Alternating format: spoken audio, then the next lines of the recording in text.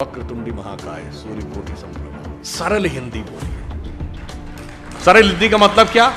जिसमें अंग्रेजी और फारसी के शब्द मिले हुए हों वो सरल हिंदी है। और सरल हिंदी और शुद्ध हिंदी से अंतर क्या पड़ता, मैं उदाहरण देना चाहता हूं। मैं परसों, अभी आपने बताया ना, आज तक ने सर्वे किया था, तो उसमें भारत और काल और अमृत शब्द 3 बार आया था। वो सबसे ज़्यादा 3 शब्द जो आए थे, उसी समय बाई चांस वो दिखाने लगे कि कोलकाता में स्वतंत्रता दिवस मनाया जा रहा था। तो पहले हेलीकॉप्टर से फूल बरसाए गए, तो क्या कह रहे थे? पुष्प वृष्टि करो। अब अगर आपने संस्कृत में हिंदी पढ़ी तो समझने में कोई समस्या नहीं आएगी। पुष्प वृष्टि, फिर वो कह रहा है अपूर्व दृष्टि, ये अपूर्व दृष्टि दिखाई पड़ रही है। तो जब आप संस्कृत निष्ठ हिंदी पढ़ते हैं तो भारतीय भाषाओं के साथ ज्यादा जुड़ते चले जाते हैं, ना कि डिस्कनेक्ट होते चले जाते हैं। मैं दिल्ली में एक बार प्रेस कॉन्फ्रेंस के दौरान मैंने एक शब्द वितंडावाद प्रयोग किया, और आपको आश्चर्य होगा कि जितने अंग्रेजी के पत्रकार थे दिल्ली के, उन्होंने कहा what is the meaning of this word वितंडावाद। और ये मेरे लिए आश्चर्य का विषय था कि तमिलनाडु और आंध्र प्रदेश के पत्रकारों ने कहा कि तेलुगु और तमिल दोनों में वितंडवाद शब्द है और उसी अर्थ में जिस अर्थ में हिंदी में प्रयोग होता है। अब बताइए, शुद्ध हिंदी बोलने से आप भारतीय भाषाओं के नजदीक जाते हैं कि दूर जाते हैं?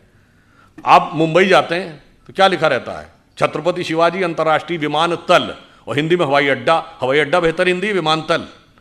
आप शुद्ध हिंदी पढ़ेंगे तो विमानतल में कोई समस्या नहीं आएगी। हम कहते हैं अस्पताल, वहां लिखा रहता है रुग्णालय। रुग्ण का मतलब रोगी होता है। आप अगर संस्कृत निष्ठ हिंदी पढ़े होंगे तो आपको कोई समस्या नहीं आएगी। और ये मैं आपको एक उदाहरण ही बताता हूं। जब सुषमा स्वराज जी थी तो एक बार हमने उनसे पूछा कि आपने इतनी जल्दी कन्नड़ कैसे अडॉप्ट कर लिया, आप कन्नड़ में भाषण कैसे देने लगी थी?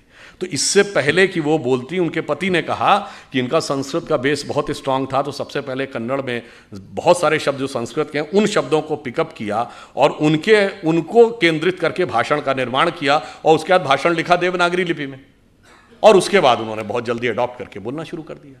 तो आप सोचिए कि ये भाषा किस ढंग से जोड़ती है, और भाषा किस ढंग से आपके दिमाग को पल्यूट भी करती है। उदाहरण के लिए अगर आप देखें, आज एक और भी खतरा चल रहा है। आज आपने देखना शुरू नहीं किया कि हर टीवी एड में भी ये छोटे छोटे बच्चे, 7 या 8, 9 साल का बच्चा अपने माँ बाप को ज्ञान देता है? ये क्यों है? आपको लगता है ये ऐसे ही हल्के में है? नहीं, ये एक सोची समझी रणनीति है, क्योंकि परिवार को तोड़ना है। तो 10-15 साल के बाद वही तो जाएंगे जो कहेंगे कि नहीं, हमें ही सब कुछ पता था, हमारे माता पिता को कुछ नहीं पता था। जैसे मैं ये एक उदाहरण भी आपको देना चाहता हूं, ये बात मैंने एक बार पहले भी बोली है। अभी हरनाज संधू को मिला है मिस वर्ल्ड का पुरस्कार, वरना इससे पहले 1994 से 2003 के बीच में ढेर सारी भारतीय लड़कियों को मिस वर्ल्ड, मिस यूनिवर्स मिला, उसके बाद गायब हो गया।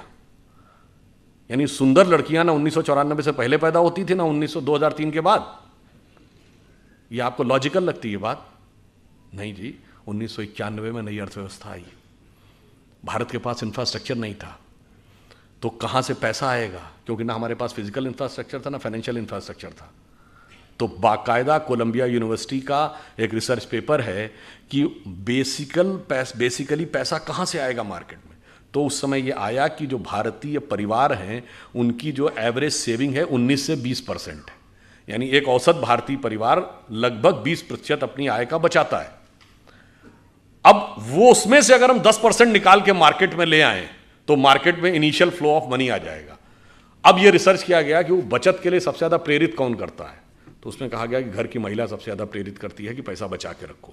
अब कहा गया कि जो नेक्स्ट जनरेशन की जो महिलाएं हैं, यानी लड़कियां जो आज हैं, उनको किस तरीके से इंटरनेशनलाइजेशन और मार्केट के अंदर जो खर्चा होना है उसकी तरफ हमें प्रेरित करना है। उस तरफ घुमाने के लिए ये सब कुछ हुआ और अचानक बंद हो गया। और विष कैसे आपके दिमाग में फैलता, मैं एक छोटी सी बात बताए दे रहा हूं। जैसे हम सब कहते हैं कि एक अंग्रेजी का शब्द है everything is fair in love and war. इसका हिंदी क्या है? जंग और इश्क में सब कुछ जायज है। ये हिंदी का कोई भी शब्द नहीं है। जंग हिंदी का शब्द है, ना इश्क हिंदी का शब्द है, ना जायज हिंदी का शब्द, सब फारसी के शब्द है। कभी आपने हिंदी या संस्कृत या किसी अन्य भारतीय भाषा में ऐसी कोई कहावत सुनी है कि युद्ध और प्रेम में सर्वथा सब कुछ उचित अनुचित है? ऐसा होता ही नहीं है, क्योंकि भाषा आपके दिमाग में एक संस्कृति भी लाती है। हमारे यहां युद्ध का एक धर्म है और प्रेम का एक त्याग है। इसलिए जिन्होंने कहा कि everything is fair in love and war, तो वहां आतंकवाद भी जायज है और फिर एसिड फेंकने वाले भी जायज है। इसलिए हमारे यहां ऐसा नहीं था। इसलिए हमें यह भी ध्यान रखना होगा, हम अपने बच्चों को यह भी समझाएं कि जब वो बहुत सारे प्रकार के तर्क वितर्क करते हैं। एक छोटी सी बात और आपको बताता हूं, तो उसको समाप्त करते हैं। देखिए, हम सभी कोई भी कार्य शुरू करते हैं तो पहला श्लोक क्या बोलते हैं? वक्रतुंडी महाकाय सूर्यकोटि समप्रभा। ये वक्रतुंडी ही क्यों है? किसी ने कभी ध्यान दिया कि सूंड जो है वो मुड़ी हुई क्यों होनी चाहिए, सीधी क्यों नहीं होनी चाहिए? उसका कारण यह है, और गणेश जी, यहां तो सबसे बड़ा गणेश जी का मंदिर है, गणेश जी के हाथी का ही सर क्यों है? कारण यह है कि हाथी के सर में और उनके एक ही दांत क्यों है? चूहे की सवारी क्यों है? उसका कारण यह है कि गणेश जी का पूरा स्वरूप हमारे अंदर की कुंडलनी जागरण की प्रक्रिया का स्वरूप है। इसीलिए सूंड जो है कुंडलनी का प्रतीक है। हाथी का सर इसलिए है कि हाथी के मस्तक में गजमुक्ता होती है, और 2 दांत की बजाय 1 दांत, और 1 दांत भी टूटा हुआ है। वो इसलिए वक्रतुंडी इसलिए कि जो आपकी शक्ति है, जब आप कभी ध्यान लगाते होंगे तो हमेशा वो डाउनवर्ड टेंडेंसी की तरफ होती है। आपका मन हमेशा नीचे व्यर्थ की सांसारिक चीजों की तरफ भागता है। जब आप उसको नियंत्रित करके ऊपर की तरफ कर लेंगे, तब आध्यात्मिक उन्नति का मार्ग प्रशस्त होगा। इसलिए गणेश जी की सूंड हमेशा वक्रतुंडी यानी ऊपर की तरफ मुड़ी हुई है। और जब आप मूलाधार, स्वाधिष्ठान, अनाहत, आज्ञा चक्र पे आते हैं, चौथे चक्र के बाद की यात्रा अब द्वैत के साथ नहीं हो सकती। संसार और ईश्वर एक साथ नहीं चलते, एक के साथ संबंध तोड़ना पड़ेगा। इसलिए 1 दांत और वो टूटा हुआ है, आगे की यात्रा अद्वैत से होगी। और अब जाके जरा चेक करिएगा, अद्वैत का अर्थ होता है अंग्रेजी में नॉन डुअलिटी। एक वेबसाइट है, जाके चेक करिएगा, SAND, science and non duality. और वो जानते हैं, उसका आप वेबसाइट पे जाएंगे तो पहले ही शीर्षक में क्या लिखा? ओम is equal to MC²।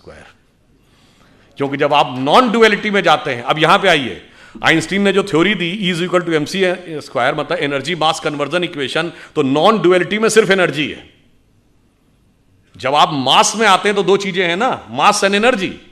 But finally, मतलब 1900 से पहले सिर्फ law of conservation of mass था, यानी हम मानते थे एक मास दूसरे में चेंज होता है। अब law of conservation of energy है, अब एनर्जी दूसरे में एनर्जी होती है। और फिर मैं कहना चाहता हूं, मैं किसी दूसरे पे कमेंट नहीं कर रहा हूं, हमारा ही एकमात्र अंतिम संस्कार है जिसमें मास एनर्जी में कन्वर्ट होता है। बाकी जगह मास में कन्वर्ट होता है। तो आप ये समझ लीजिए कि कितनी वैज्ञानिक पद्धति हमारी किस प्रकार से रखी हुई है। तो ये सारा विष हमें अपने मन से निकालना है और स्वाभिमान के साथ आगे बढ़ना है। और 1-2 चीज और भी समझ लेनी चाहिए। स्वतंत्रता संग्राम के संदर्भ में हम सब ये मानते हैं कि स्वतंत्रता मिली, स्वतंत्रता के लिए बहुतों ने संघर्ष किया, पर बहुतों ने संघर्ष किया उसकी मान्यता भी होनी चाहिए। जैसे एक आंदोलन था, राजनीतिक आंदोलन, जो गांधी जी, तिलक, गोखले, नेहरू जी इनके नेतृत्व में चल रहा था, उसका महत्व है। तो एक क्रांतिकारी आंदोलन भी था, जो युगांधर और अनुशीलन समिति बंगाल से शुरू होती है, फिर चाहे वो उत्तर प्रदेश में चंद्रशेखर आज़ाद, राम प्रसाद बिस्मिल, अशफाक उल्ला खां या भगत सिंह, राजगुरु, सुखदेव, वहाँ तक। और फिर एक सशस्त्र आंदोलन जो सैन्य अभियान था, जो रासबिहारी बोस और सुभाष चंद्र बोस जी के द्वारा शुरू होता है। सबका योगदान था। एक में एकाधिकार का वर्चस्व मेरे विचार से उचित नहीं है। 1-2 फैक्ट आपको बताना चाहता हूँ, शायद मैं बहुत से लोगों को आपको ध्यान ना हो। जवाहरलाल नेहरू जी 15 अगस्त 1947 को प्रधानमंत्री नहीं बने थे। 2 सितंबर 1946 को कैबिनेट मिशन प्लान के तहत वो अंतरिम सरकार का नेतृत्व उन्होंने संभाला था। 2 सितंबर 1946 को क्यों? आप लोगों ने अगर पढ़ा हो तो भारत को आज़ादी देने का जो निर्णय लिया था अंग्रेजों ने, वो तो 30 जून 1948 डेट थी। फिर ये 11 महीने प्रीफोन कैसे हो गई, क्यों हो गई? उसको अगर समझना